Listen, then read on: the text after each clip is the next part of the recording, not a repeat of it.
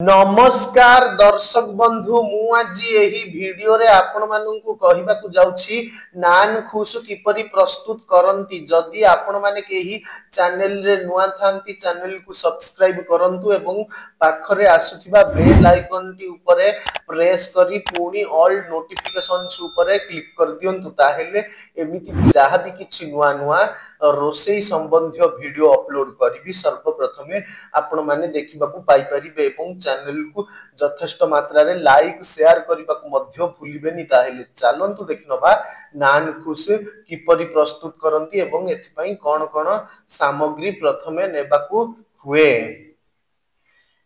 आवश्यक सामग्री मैदा 2 कप, चीनी 1 कप, घी 2 चामच, क्षीर अर्ध कप, दही अर्ध कप, बेकिंग पाउडर अर्ध चामच, कला जीरा 1 चामच, लूण 1 चामच। प्रस्तुति प्रणाली पानी गरम करी चीनी और बेकिंग पाउडर मिसाई रखंतु। मैदा रे दही चीनी क्षीर लूण कला जीरा घी और चीनी पानी देई दली दियंतु।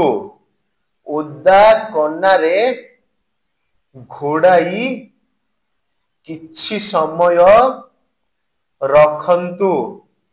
एहा फुली गले पुणी आउथरे दलंतु। तावा गरम करी घियरे गोलाई परोटा तियारी करी सेकंतु। रुटी गुड़िक फुली आसिले ओल्हाई आणंतु।